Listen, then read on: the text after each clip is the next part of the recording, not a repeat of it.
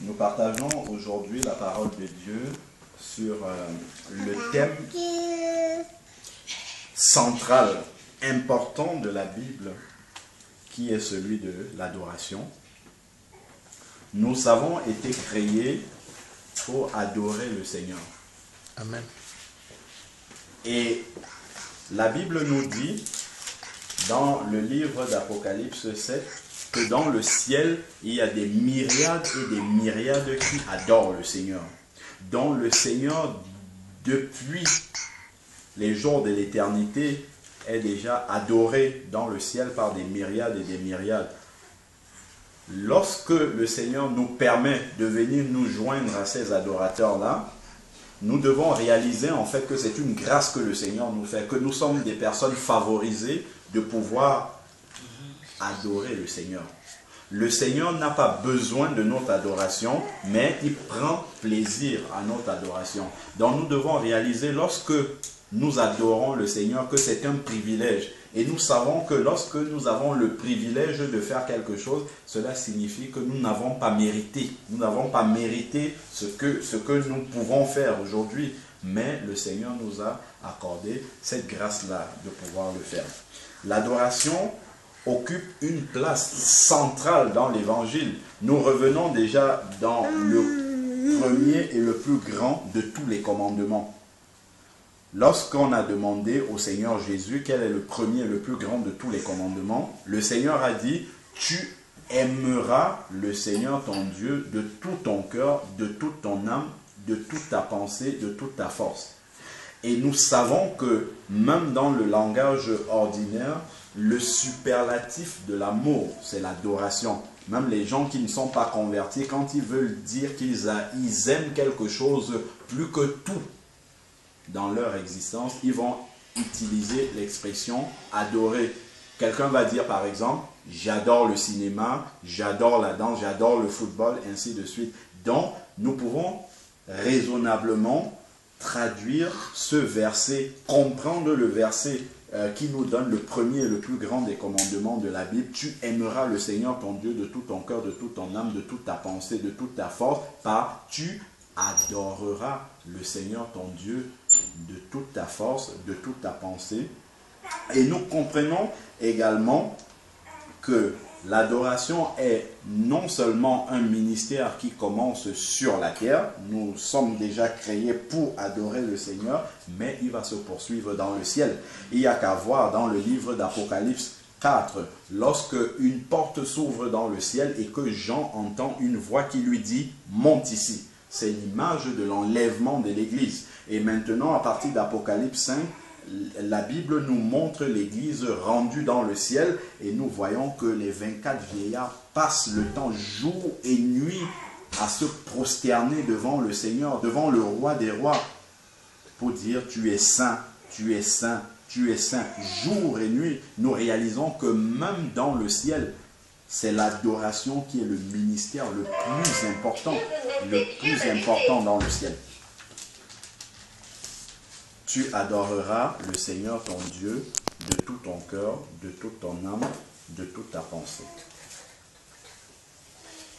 Je prends par exemple Apocalypse 5. Oui, Apocalypse 5. Ce livre-là est plein de beaucoup de révélations à propos de l'adoration céleste. Et je le disais tout à l'heure également, qu'il faut comprendre les différents niveaux en fait, parce qu'on ne peut pas arriver dans l'adoration comme ça de manière totalement non conduite par le Saint-Esprit.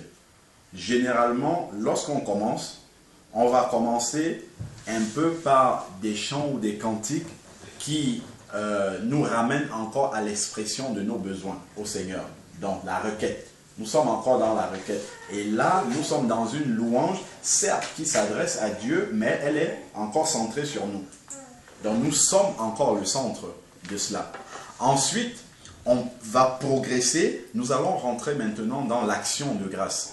Dans l'action de grâce, nous sommes dans la reconnaissance par rapport aux bénédictions que le Seigneur nous a accordées. Donc, nous disons merci au Seigneur, mais pour les bénédictions qu'il nous a accordées. Donc nous sommes encore, en fait, le but de l'adoration. Nous sommes encore partie prenante de cette adoration-là. Mais le summum, alors là je dirais même de la louange, mais le summum c'est l'adoration véritable. Et quand on parle d'adoration, nous avons vu dans le plus grand commandement, tu adoreras le Seigneur ton Dieu de tout ton cœur, de toute ton âme, de toute ta pensée, c'est-à-dire qu'il n'y a plus que Dieu qui existe. Nous n'existons plus dans l'adoration. C'est-à-dire que tout est centré sur Dieu maintenant. Nous entrons dans la contemplation de Dieu. Nous adorons Dieu à ce moment-là, non pas pour ce qu'il a et qu'il nous donne, mais pour ce qu'il est et qu'il nous révèle. Il nous révèle qui il est, et là nous l'adorons pour ce qu'il est. Donc, et là, adorer Dieu pour ce qu'il est, ça ne dépend pas de nos circonstances. Donc, peu importe si nous avons été bénis ou pas du tout, ou pas bénis, nous adorons le Seigneur pour ce qu'il est. Et ce que Dieu est ne dépend pas de nos circonstances à nous. C'est pour ça que lorsqu'on nous dit, lorsque nous devons aller adorer, nous ne devons pas d'abord regarder à nos circonstances. Est-ce que tout va bien dans ma vie? Est-ce que j'ai été béni? Est-ce que Dieu a répondu à mes prières? Ainsi de suite. Non. Lorsque nous allons adorer Dieu, nous adorons Dieu parce que déjà, nous savons que nous ne méritons pas d'adorer Dieu. Je le disais encore tout à l'heure. Lorsque nous regardons l'image de l'Ancien Testament, dans l'Ancienne Alliance, seul le souverain sacrificateur pouvait entrer dans la présence de Dieu. Encore une fois par an, il entrait dans le lieu très saint. Le peuple, monsieur tout le monde, restait dans le parvis extérieur. Déjà ceux qui allaient dans le lieu saint, qui n'étaient même pas la présence véritable de Dieu, parce que la présence de Dieu se manifestait sur l'arche de l'alliance entre les deux chérubins. Nous savons que la Shekinah de Dieu se manifestait là, et c'était dans le lieu très saint. Donc déjà, pour entrer dans le lieu saint qui était l'antichambre, la pré-chambre avant d'entrer dans la présence de Dieu, déjà il fallait être sanctifié. Sanctifié, ça veut dire mis à part. Et seuls les Lévites pouvaient entrer dans ce lieu saint-là. Les Lévites, c'était un peuple, c'était une tribu qui était mise à part pour Dieu, pour le service de Dieu. Donc eux déjà, ils étaient sanctifiés. À plus forte raison, nous n'entrons pas seulement dans le lieu saint, mais nous entrons dans le lieu très saint. Amen. Et nous n'entrons pas dans le lieu très saint parce que nous sommes nous-mêmes, mais c'est grâce au sacrifice de Jésus. Parce que lorsque Jésus est mort à la croix et nous acceptons que Jésus est mort à la croix à notre place, nos péchés sont transférés sur Jésus, en sorte que lorsque Dieu nous regarde, c'est comme si nous n'avions jamais péché. C'est ce qu'on appelle la justification. Donc il nous justifie, il nous rend justes. Et nous savons que seules les personnes justes peuvent entrer dans la présence de Dieu. Donc il faut être totalement juste pour entrer dans la présence de Dieu. Et la Bible nous dit bien, c'est dans Romains 3, 23, qu'il y a tous ont péché et sont privés de la gloire de Dieu. Vers Romains 3, verset 10 nous dit, il n'y a point de juste, pas même un seul. Donc nous savons que nous ne sommes pas justes, nous ne méritons même pas d'adorer le Seigneur. Mais lorsque Jésus a expiré à la croix, le voile du temple s'est détruit, donnant ainsi accès à chaque enfant de Dieu, à la véritable présence de Dieu, au sanctuaire de Dieu. Donc voilà pourquoi aujourd'hui nous pouvons entrer dans la véritable adoration céleste. Alors, donc tout à l'heure, je parlais d'Apocalypse 5. Ce chapitre-là nous permet vraiment de voir quelle est la dimension de l'adoration dans le ciel. Et nous savons que lorsque le Seigneur nous sauve, au moment, à l'instant même où nous acceptons Jésus comme Seigneur et Sauveur, Jésus nous justifie, il nous pardonne et il nous justifie à ce moment-là. Normalement, nous pouvons aller au ciel déjà, puisque nous sommes totalement purs. Mais Jésus nous laisse encore sur la terre, parce que non seulement il y a le travail d'évangélisation, ainsi de suite, mais Jésus a deux programmes. Le premier programme, c'est de sauver ceux qui sont là, mais la transformation également, la préparation pour le ciel. Donc on a besoin d'être préparé pour entrer dans le ciel. Nous avons besoin, et l'adoration fait partie de cette préparation-là. Puisque l'adoration, c'est un ministère qui commence sur la terre et qui se poursuit jusque dans l'éternité. Donc nous avons besoin de rester là sur la terre pour nous préparer déjà à ce que nous allons vivre dans la présence éternelle de Dieu.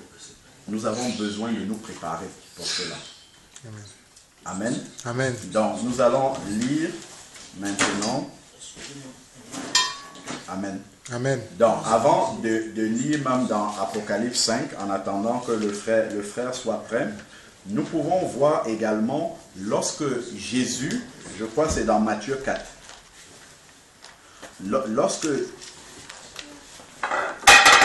lorsque Jésus va affronter le diable dans le désert, lorsqu'il a été tenté par le diable. Avant d'entrer dans les détails de Apocalypse 5, nous pouvons lire déjà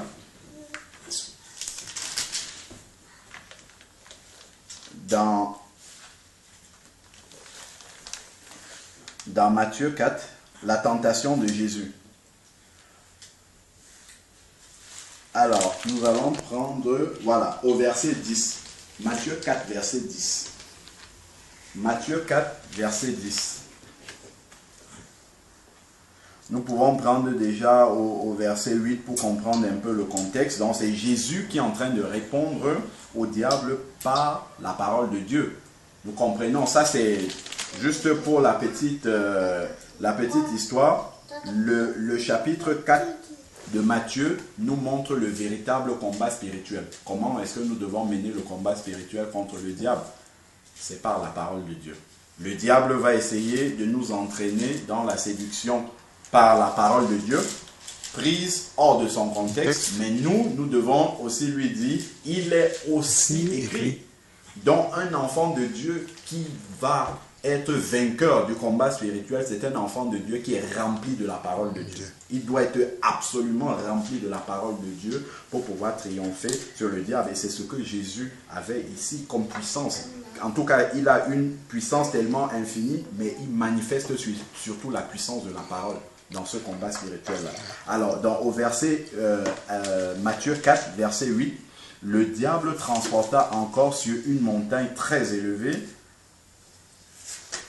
Le diable le transporta Jésus encore sur une montagne très élevée, lui montra tous les royaumes du monde et leur gloire. Et lui dit, je te donnerai toutes ces choses si tu te prosternes et tu m'adores. Ça c'est très très intéressant ce passage. On va faire une petite parenthèse. C'est très très intéressant. Qu'est-ce que le diable réclame à Jésus? L'adoration. L'adoration. Nous savons que dans le monde spirituel dans lequel nous vivons, il n'y a que deux royaumes. Le royaume de Dieu et le royaume de l'autre. Si nous n'adorons pas Dieu, nous adorons forcément l'autre. Nous partagions encore dernièrement dans la veillée de prière, et je disais à une sœur, quand tu es en train de danser par exemple, nous voyons David adorer le Seigneur en dansant. Danser, c'est un acte d'adoration. Amen. Amen. Mais lorsque tu danses pour glorifier Dieu. Si tu danses déjà en pensant à Dieu et sur une musique qui glorifie Dieu. Mais si tu es en train de danser dans une musique mondaine qui ne glorifie pas Dieu, attention, tu es en train d'adorer le diable même si tu ne le sais pas. C'est très subtil. Tout à fait. C'est très très subtil. C'est très très subtil. Et le diable va toujours profiter de l'ignorance des enfants de Dieu. Et ça a vraiment éclairé la sœur. Ça a été vraiment comme une lumière qui est venue parce que la sœur, elle est convertie, mais elle n'avait pas encore compris que la musique du monde, elle doit la mettre de côté. Elle est rentrée chez elle, elle a vidé son disque dur de toute la musique du monde. Parce que Dieu est tellement jaloux qu'il ne se mélange pas. Il n'accepte pas de se mélanger. Je crois que c'est dans Ézéchiel 11 qu'on voit la Shekinah de Dieu lorsque les Israélites ont commencé à ramener les idoles dans le temple. La Shekinah est partie du temple. Parce qu'on le lit encore dans... C'est dans 2 Corinthiens 6, au verset 14, jusqu'au verset 16, où il nous est dit, est-ce que l'Esprit de Dieu peut cohabiter avec l'esprit des idoles? Dieu ne cohabite pas avec les esprits des idoles, avec les idoles. Dieu ne cohabite pas du tout. L'Esprit de Dieu qui est en nous ne cohabite pas avec les idoles. D'ailleurs, d'où le chrétien véritablement né de nouveau, qui a l'Esprit de Dieu en lui, ne peut pas être possédé par un démon. Ça, c'est entre parenthèses. Parce que le démon ne peut pas vivre en lui en même temps que l'Esprit de Dieu. Ce n'est pas possible. Ce n'est absolument pas possible. Un démon ne peut pas vivre à l'intérieur d'un chrétien. Ça ne veut pas dire que le démon ne peut pas essayer d'attaquer le chrétien, mais de l'extérieur. Mais il ne peut pas vivre à l'intérieur du chrétien alors que le chrétien est le temple même du Saint-Esprit. Ça, c'est pas possible, c'est pas biblique ça. Bon, ça c'était simplement une parenthèse. Donc, le diable, Matthieu 4, au verset 8 et 9, surtout le verset 9, le diable réclame notre adoration. N'oubliez pas, 1 Jean 5, 19 nous dit que le monde est entre les mains du malin. Amen. Amen. Donc, le monde est entre les mains du malin. Donc, si nous ne sommes pas lucides, si nous ignorons la parole de Dieu, nous pouvons adorer le diable sans le savoir. Et le diable, il est content. Il est content parce que, regardez dans le livre de Job, je viens de me promener par-delà la terre pour observer. C'est comme ça que le diable fait. Le diable, il est là, surtout les chrétiens qui sont sérieux. Qui sont sérieux avec la parole de Dieu, le diable n'est jamais loin. Dès que tu tombes, il va dire, Seigneur, regarde, puisqu'il est là-bas pour nous accuser, il va dire, regarde ton enfant, celui que tu appelles ton enfant, regarde ce qu'il fait. Il est en train de m'adorer. Tu dis que ce sont tes enfants, mais il est en train de m'adorer. Regarde tes enfants qui sont en train de danser sur la musique mondaine. Ils ne s'en rendent même pas compte. Pourtant, ils ont ton esprit. Normalement, avec le discernement de l'esprit qu'ils ont, ils devraient comprendre qu'ils ne doivent pas faire cela. Amen. Amen. Donc, le diable réclame notre adoration. Si, Jésus l'a dit, si j'ai été traité de cette façon-là, vous aussi, vous serez traité de la même chose. C'est Matthieu 10, le serviteur n'est pas plus que son maître. Il faut que le serviteur soit traité comme son maître. Donc, si le diable a réclamé l'adoration de Jésus, il réclame aussi notre adoration. Dans tout ce que nous faisons, le diable réclame aussi que nous l'adorons. Et pour les enfants de Dieu qui sont vraiment sérieux avec la parole de Dieu, c'est par la ruse que le diable va procéder. Par l'ignorance. Si nous ignorons la parole de Dieu, il va exploiter tout cela. Moi, je me vois même souvent, quand je suis en train d'aller au travail, je suis en train de mimer, de fredonner un cantique du Seigneur. Mais lorsque j'oublie un peu ma pensée, je commence à fredonner un chant du monde. Ça veut dire que même là, le diable, il nous surveille. Il est là. Et si on n'est pas vigilant, en une seule seconde, on bascule. Tout à fait. On bascule. On est en train de mimer les chants qu'on a connus quand on était dans le monde et ainsi de suite. Et le diable, il est content. Il dit, regarde ton fils là-bas, il est en train de m'adorer. Qu'est-ce que Dieu va dire? À part de nous donner le Saint-Esprit pour dire, attention, tiens, hop. Là, tu es en train de... Voilà, tu as commencé dans un cantique chrétien, mais qu'est-ce que tu es en train de dire là?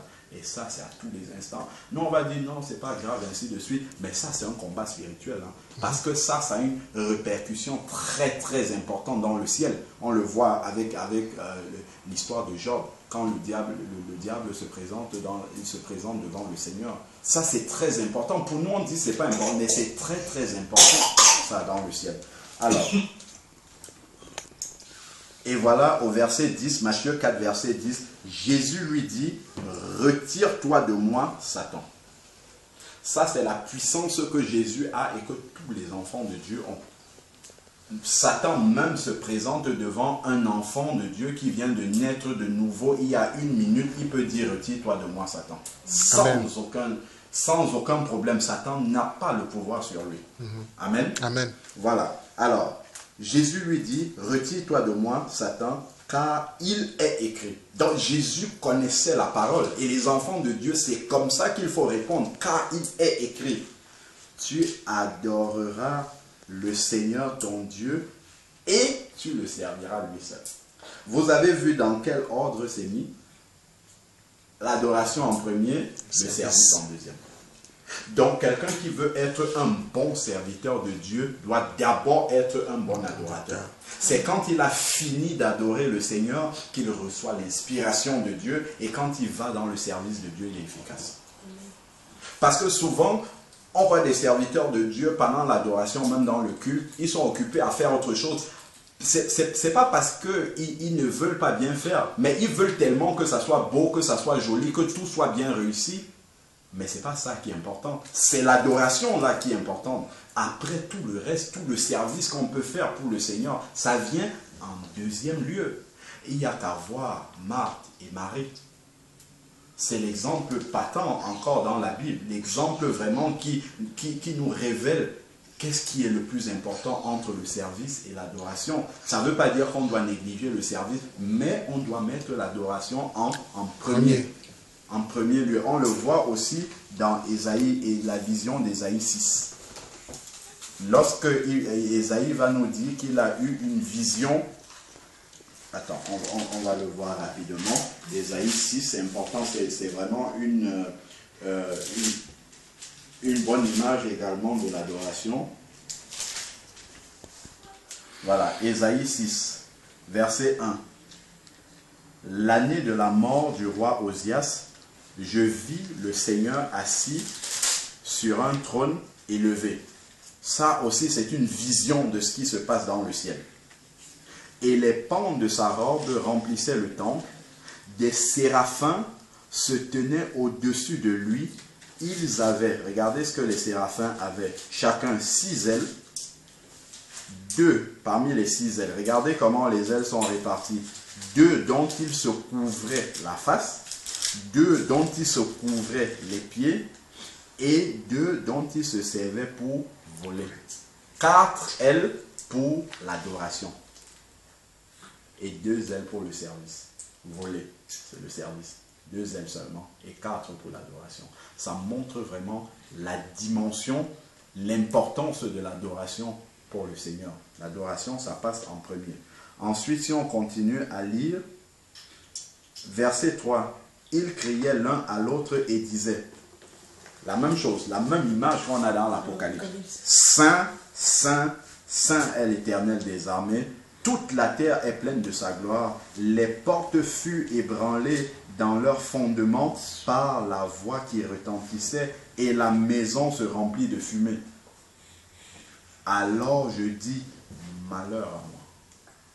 Vous voyez, quand on entre vraiment dans la présence de Dieu, on réalise qui on est vraiment.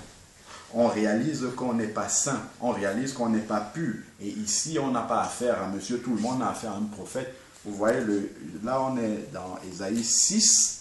Ça veut dire que déjà pendant 5 chapitres, Ésaïe avait déjà prophétisé. Mais là, quand il a une vision céleste de Dieu, il réalise vraiment qu'il est un homme impur. Donc, dans l'adoration, on peut réaliser aussi qu'on n'est pas saint. D'ailleurs, on réalise qu'on n'est pas saint et qu'on n'est rien du tout dans la présence de Dieu. Alors, Amen. Verset 5. Alors je dis, malheur à moi, je suis perdu car je suis un homme dont les lèvres sont impures et j'habite au milieu d'un peuple dont les lèvres sont impures. Et mes yeux ont vu l'Éternel des armées. Dans l'adoration de Dieu, on réalise sa véritable condition spirituelle. On réalise qui on est véritablement. Dans cette adoration-là où on a oublié déjà qui on est et qu'on est dans la contemplation de Dieu, quand on réalise la sainteté de Dieu à ce moment-là, on réalise que nous, on est très très très loin d'être saints. Et que c'est simplement une grâce que nous avons d'adorer Dieu. Verset 6, Ésaïe 6, 6. Mais l'un des séraphins vola vers moi et tenant à la main une pierre ardente qu'il avait prise sur l'autel avec des pincettes. Verset 7. Il en toucha ma bouche et dit, ceci a touché tes lèvres, ton iniquité est enlevée et ton péché est expié. J'entendis la voix du Seigneur disant, qui enverrai-je et qui marchera pour nous? Je répondis, me voici, envoie-moi. D'où la nécessité d'être sanctifié. Vous avez vu, il a fallu qu'il soit d'abord sanctifié par l'ange pour entendre la voix du Seigneur. Souvent, les gens disent, j'ai une vision du Seigneur. J'ai entendu, le Seigneur m'a dit que, mais quand tu vois, sa vie n'est pas sanctifiée. Ça vient d'où ça? C'est contraire à la parole de Dieu. C'est pour ça quand quelqu'un dit, j'ai entendu, Dieu m'a parlé, il faut toujours tester. Et le test, c'est la parole. C'est pas autre chose. Il ne faut pas simplement être émerveillé comme ça quand quelqu'un dit, oh Dieu m'a parlé, Dieu a fait ci, Dieu, j'ai une vision. Non. Est-ce que la vision, est-ce que ce que tu as reçu, est-ce que ça vérifie, ça passe le test de la parole de Dieu? Le Seigneur va nous dire, c'est dans Matthieu 7, que l'arbre se reconnaît par... Amen. Vous voyez quelqu'un qui n'a pas une vie sanctifiée, qui vous dit que Dieu lui parle tous les jours. De quel Dieu s'agit-il? Le Dieu de sainteté ou bien un autre Dieu? Vous voyez bien que on a vu là dans Ésaïe 6, si on va lire dans Apocalypse 4, c'est la même chose. Saint, Saint, Saint est le Seigneur. Donc c'est le Dieu trois fois saint. Mais on ne dit pas amour, amour, amour dans le ciel. Saint, Saint, Saint, c'est la sainteté de Dieu. Amen. Dieu est cet amour, mais il est saint aussi. Amen. Dieu, il est très saint. Amen. Il est amour, mais il est saint. Donc même s'il pardonne le péché, il juge également. Donc, Amen. et ça, on a besoin d'être sanctifié pour entrer vraiment dans la véritable adoration. Ce n'est pas parce que Dieu est amour qu'il va accepter n'importe quelle adoration. On a parlé tout à l'heure de Nadab et Abihu qui ont amené le feu étranger dans la présence de Dieu. Ça, c'est l'image d'une fausse adoration. Parce qu'on peut aussi venir dans une fausse adoration. Souvenons-nous que Jésus dit aux pharisiens, ce peuple m'honore des lèvres, mais son cœur est loin de moi. Dans le texte grec, c'est ce peuple m'adore des lèvres, mais son cœur est loin de moi. Donc c'est le cœur que Dieu veut. Ce n'est pas forcément l'expression que l'on peut voir. Parce que quand on voit souvent dans les milieux chrétiens, il y a beaucoup de personnes qui ont une grande expression. C'est bien, mais ce n'est pas ça qui est le plus important. Est-ce que le cœur est vraiment là? À l'adoration en esprit et en vérité surtout. La sincérité dans l'adoration. L'adoration peut être une abomination devant Dieu si ce n'est pas une vraie adoration. On a vu le cas de Nadab et Abihu où Dieu a frappé immédiatement. Il n'a pas averti, il a frappé tout de suite. Mais aujourd'hui, la grâce que nous avons, c'est que le sacrifice de Jésus a apaisé le cœur de Dieu, en sorte que nous pouvons venir avec de fausses adorations comme ça, mais Dieu est patient encore. Sinon, beaucoup d'entre nous, nous mourrions pendant les séances d'adoration, comme c'était le cas dans l'Ancien Testament. Et ça nous amène encore à réaliser quelle est la grandeur du sacrifice de Jésus à la croix. Je pense que jusqu'à ce que nous mourrons, peut-être même dans le ciel seulement, nous allons réaliser vraiment que Jésus a fait à la croix. Nous connaissons seulement une petite partie, mais c'est tellement immense ce qu'il a fait quand on regarde tout ce qui s'est passé dans les Écritures par rapport à ce qui vient après. C'est vraiment la grâce de Dieu. Amen. C'est la grâce de Dieu. On finit par Apocalypse 5 et après on va adorer le Seigneur. Amen. Amen. Apocalypse 5, parce que c'était ça le texte de base, donc on va le lire quand même. Puis je vis dans la main droite de celui qui était assis sur le trône un livre écrit en dedans et en dehors, scellé de 7 sceaux, et je vis un ange puissant qui criait d'une voix forte, qui est digne d'ouvrir le livre et d'en rompre les sceaux? Et personne dans le ciel, ni sur la terre, ni sous la terre, ne put ouvrir le livre, ni le regarder. Et je pleurais beaucoup de ce que personne ne fut trouvé digne d'ouvrir le livre, ni de le regarder. Et l'un des vieillards me dit, ne pleure point. Voici le lion de la tribu de Juda. Amen. Amen. Le rejeton de David a vaincu pour ouvrir les 7 sceaux. Un seul est digne d'être adoré dans le ciel, c'est le lion de la tribu de Juda. Seul Jésus. Il n'y a pas de mention de Marie là qui est adorée dans le ciel. C'est une fausse adoration d'adorer Marie. C'est voilà la vérité qui est donnée dans ce verset-là. Lorsque on lit ce qui se passe dans le ciel, nulle part on ne voit Marie assise quelque part là qui reçoit aussi une adoration. Jamais Dieu ne donnera jamais sa gloire aux hommes, ni son honneur aux idoles. Jamais ça n'arrivera. Jamais. On voit qui est digne d'être adoré dans le ciel, c'est le lion de la tribu de Juda. Verset 6, « Et je vis au milieu du trône des quatre êtres vivants et au milieu des vieillards un agneau qui était là comme immolé. Et il avait 7 cornes et 7 yeux qui sont les 7 esprits de Dieu. » Vous voyez, dans le ciel, l'agneau paraît comme immolé. Donc même dans le ciel, le souvenir du sacrifice de la croix est toujours présent. C'est-à-dire que même là-bas, les enfants de Dieu ne doivent pas oublier que s'ils sont là, c'est grâce au sacrifice à la croix. Voilà pourquoi Jésus garde les marques de la croix sur lui jusqu'à ce qu'il paraisse dans les nuées des cieux. Dans Zacharie 14, on voit quand Jésus arrive, Zacharie 12 et Zacharie 14, quand ses pieds se posent sur le mont des Oliviers, la Bible nous dit que les Juifs ont reconnu celui qu'ils ont percé, dont les marques sont restées là 2000 ans durant, et plus peut-être, les marques seront toujours là, pour nous rappeler que, attention, vous êtes dans le ciel, c'est bien, mais vous êtes là grâce au sacrifice de la croix. L'agneau paraît comme immolé. Ça c'est très important, même dans le ciel, le sacrifice de la croix est toujours le souvenir du sacrifice de la croix est là. Verset 7. Il vint et prit le livre de ma main, de la main droite, et celui qui était assis sur le trône.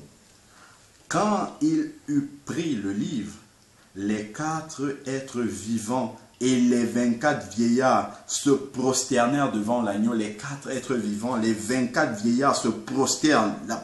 La prosternation, c'est un acte d'adoration. Se prosternèrent devant l'agneau, tenant chacun une harpe et des cordes et des coupes d'or remplies de parfums qui sont les prières des saints. Et ils chantaient un cantique nouveau. Vous voyez, les 24 vieillards, les 4 êtres vivants dans le ciel sont en pleine adoration. Ils chantent un cantique nouveau en disant: tu es digne de prendre le livre et d'en ouvrir les sceaux, car tu as été immolé et tu as racheté. Je vais commenter cette partie-là. Juste avant de continuer, ils chantaient un cantique nouveau. Nous devons comprendre aussi que notre adoration est inspirée du Saint-Esprit. Puisqu'on dit qu'on adore le Seigneur en esprit et en vérité. Donc c'est le Saint-Esprit qui vient inspirer notre adoration.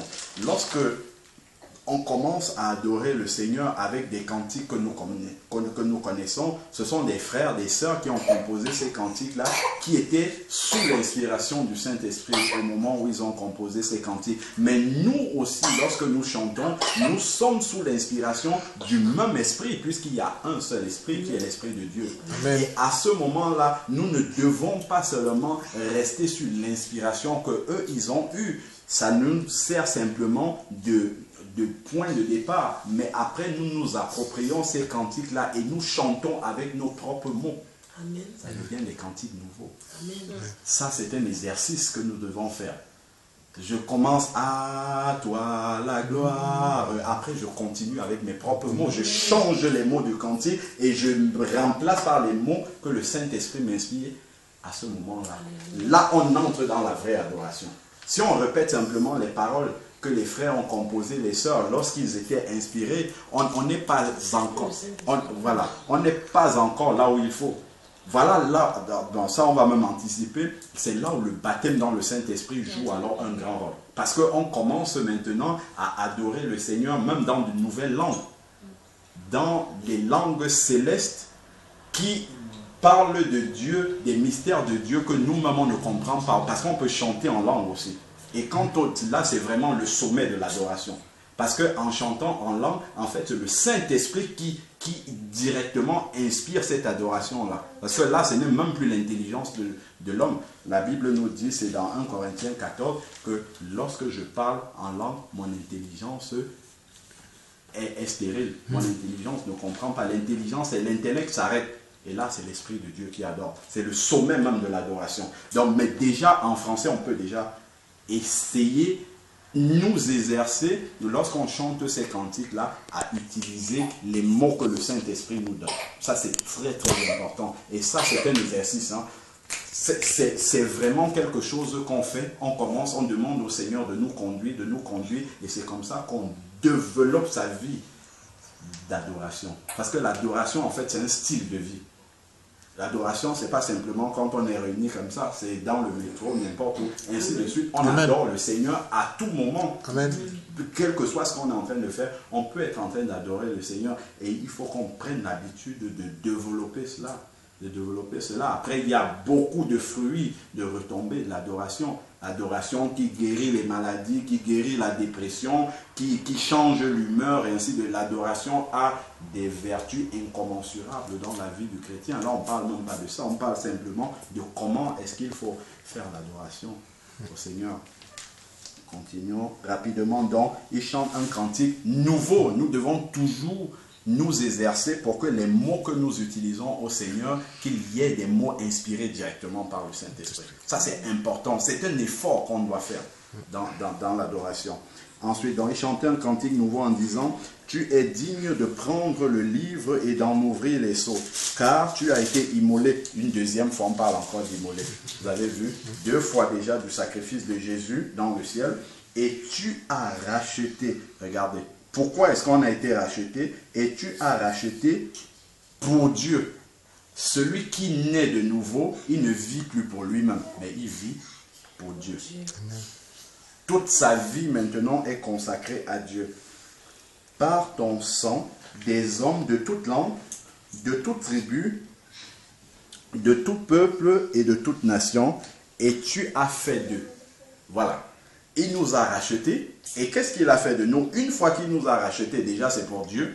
Donc, nous ne nous appartenons plus nous-mêmes. Nous ne vivons plus pour nous-mêmes, mais nous vivons pour Dieu. Et pour les autres. Pour aider les autres. Jésus nous le dit, le 2e commandement, qui lui est semblable. Et tu aimeras ton prochain comme toi-même.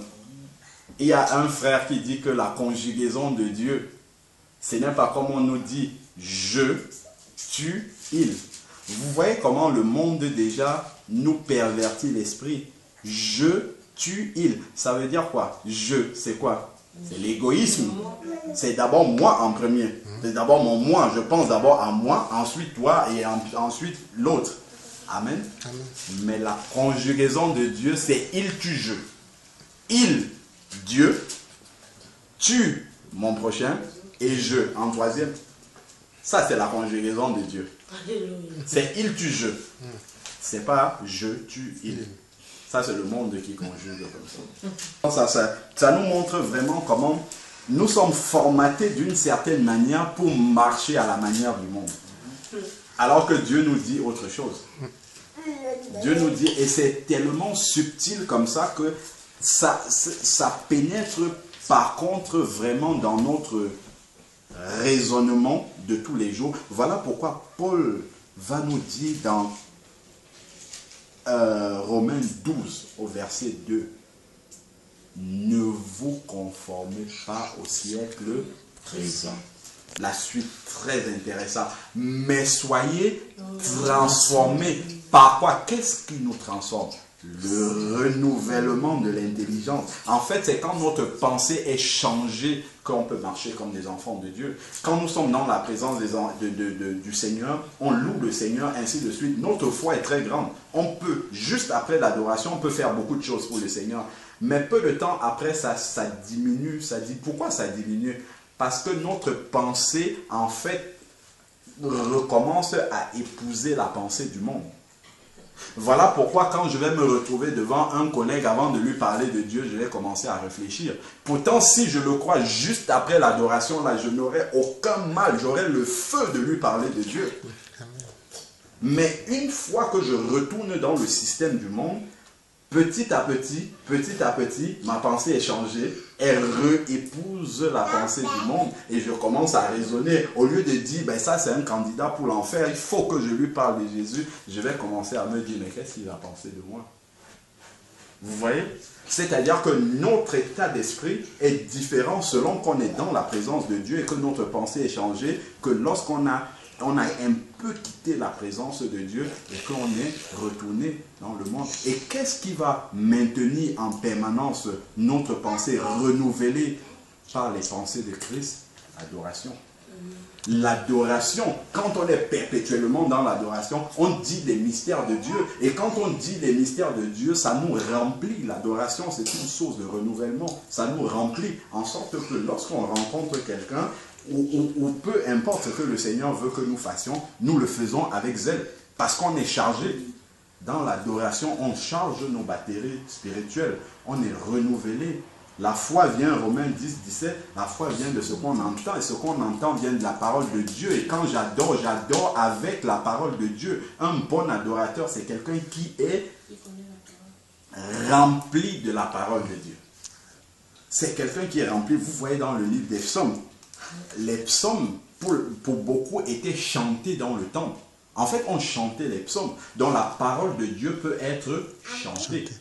Amen. Amen. Donc, lorsque je suis en train d'adorer le Seigneur, je peux adorer avec des versets bibliques aussi. Et je parlais des mots nouveaux qu'on peut dire en changeant les cantiques. Ces mots-là peuvent être des versets que le Seigneur m'inspire à ce moment-là, qui sont vrais pour moi là dans l'heure. Donc là, ça peut nous donner une nouvelle manière de lire la parole de Dieu. On peut la lire pour la chanter après aussi.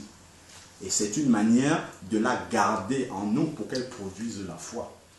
Donc l'adoration peut être un moteur de la foi également. Ce n'est même pas peu. L'adoration est un moteur de la foi également.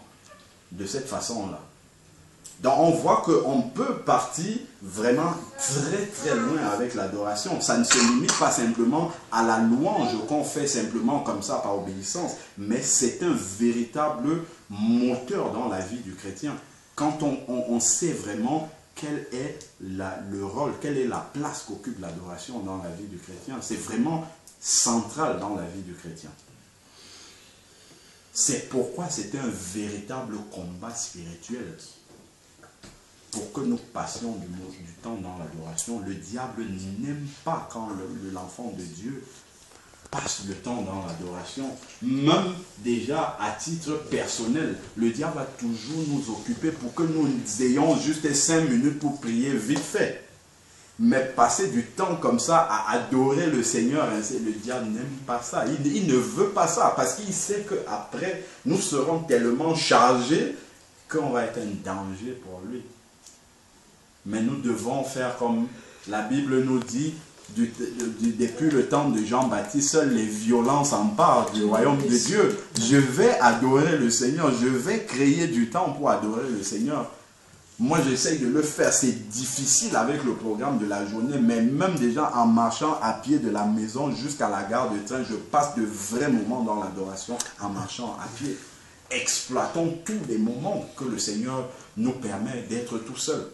Parce que si on veut seulement avoir un moment comme ça bien organisé, ben le diable, soit c'est l'enfant qui est malade, soit c'est on doit aller prendre quelque chose, soit c'est les tâches ménagères, l'enfant pleure là-bas et ainsi de suite. On est tellement, il est très fort pour nous occuper comme ça, pourvu que nous n'adorions pas Dieu.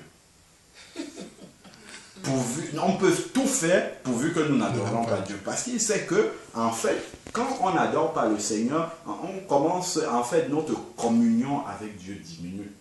Et si nous ne sommes pas en communion avec Dieu, il sait que facilement, il va nous endormir comme ça. Parce que le diable, il a un plan spécifique pour chaque enfant de Dieu en fonction de sa communion personnelle avec Dieu.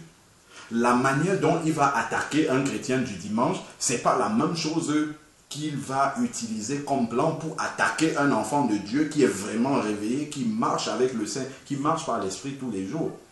Il va essayer toujours d'être plus rusé envers un enfant de Dieu qui, lui, marche vraiment dans l'obéissance et fait attention à sa marche. Il va utiliser des moyens humainement raisonnables pour que tu n'adores pas Dieu. Aller accompagner l'enfant à l'école, faire les courses de la maison, laver, aider, faire tout ce service-là, c'est important et c'est même obligatoire. Mais il va t'en mettre successivement pour que tu n'aies pas le temps pour adorer Dieu. Amen. Avec de bonnes raisons. Ce ne sont pas de mauvaises raisons. Il faut le faire. Mais il va organiser ton emploi du temps pour qu'il n'y ait pas de l'espace. Il faut aller travailler. Tout ça, c'est important. Mais il va tout faire comme ça en cumulant tout pour que tu n'aies pas le temps pour entretenir cette communion personnelle avec Dieu. Donc nous devons être encore plus rusés que le diable parce que nous avons l'Esprit de Dieu. Amen. Nous devons être plus rusés que le diable en exploitant toutes les secondes que nous avons où nous sommes libres. Il faut adorer Dieu, il ne faut pas perdre de temps. À ce moment-là, il ne faut pas se demander est-ce que je suis de bonne humeur, est-ce que non. Il faut adorer Dieu dès qu'on a du temps parce que c'est ça qui nous charge spirituellement. Quand les combats vont arriver, nous sommes prêts déjà dans la tête. Vous savez que le combat spirituel, ça se perd, c'est dans la tête. Hein. Le combat, c'est dans les pensées. Quand Paul dit qu'il faut renverser les raisonnements et tout ça, c'est ça le vrai combat spirituel, c'est dans la pensée de l'homme. C'est pour ça que le diable attaque surtout notre pensée. Il sait que quand il nous a gagné dans la pensée, c'est bon. C'est fini. Or, nous savons qu'il ne lit pas dans la pensée de l'homme. Tout ce qu'il fait, il injecte de mauvaises pensées et en fonction de la manière dont tu réagis, il sait dans quel état spirituel tu es. Et il sait s'il doit actionner ou s'il faut qu'il aille encore réviser son plan et qu'il revienne avec un plan B pour toi. Si tu réagis d'une manière spirituelle, quand le diable t'injecte une pensée, il sait que celui-là, il est réveillé, il est sur ses 2 pieds. Il faut qu'il aille préparer un autre plan, puisqu'il se déguise en ange de lumière. Donc, il va revenir d'une manière beaucoup plus subtile.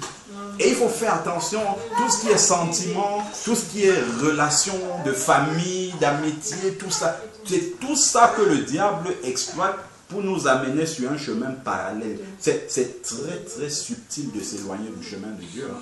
Très très subtil. Parce que le diable, il sait que s'il vient avec des choses grossières à l'enfant de Dieu qui est réveillé, il va dire bah, ça c'est bon, ça c'est péché, ainsi de suite. Mais il va venir avec des choses beaucoup plus subtiles pour nous éloigner petit à petit, petit à petit, petit à petit. Et on sort du chemin sans s'en rendre compte, d'une manière très subtile.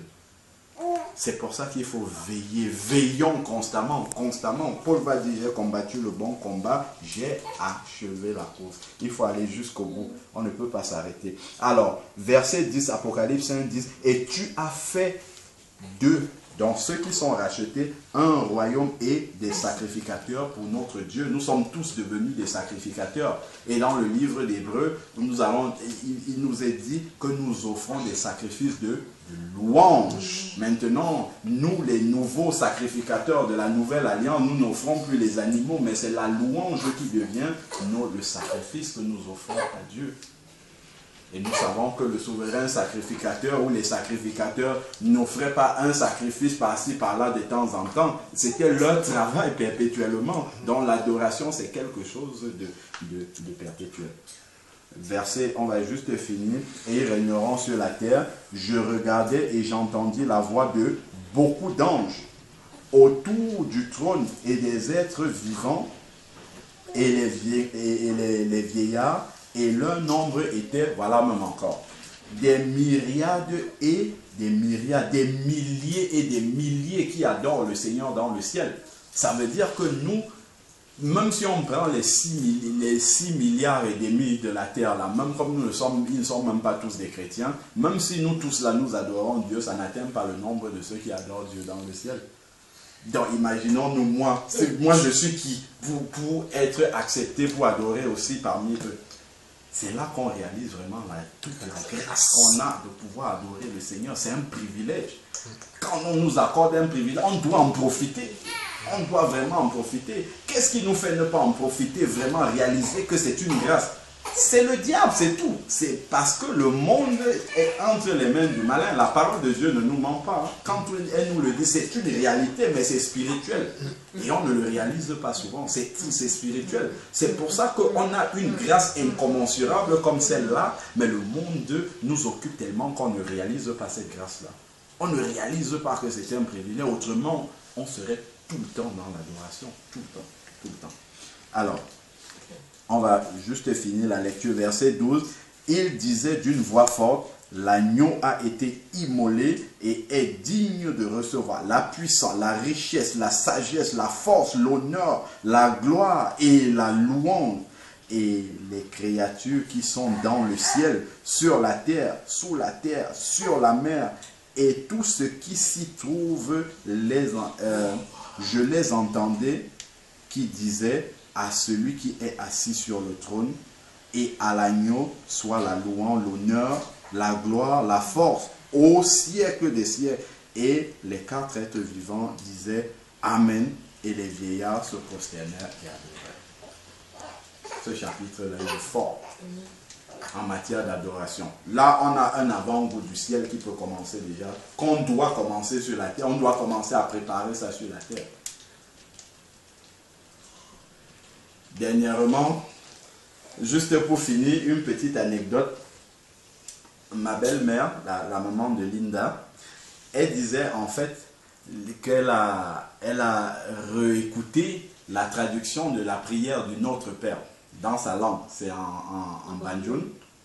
Et en fait, quand il dit, quand nous disons que ta volonté c'est faite sur la terre comme au ciel, eux ils ont traduit ça, quand elle traduit mot à mot la prière, quand elle le lit en patois, quand elle traduit en français mot à mot, c'est donne-nous de te rendre un culte sur la terre comme te le rendent ceux qui sont dans le ciel. Ça c'est très fort. Amen. Donne-nous de te rendre un culte sur la terre comme te le rendent ceux qui sont dans le ciel. Amen. Amen. Alléluia.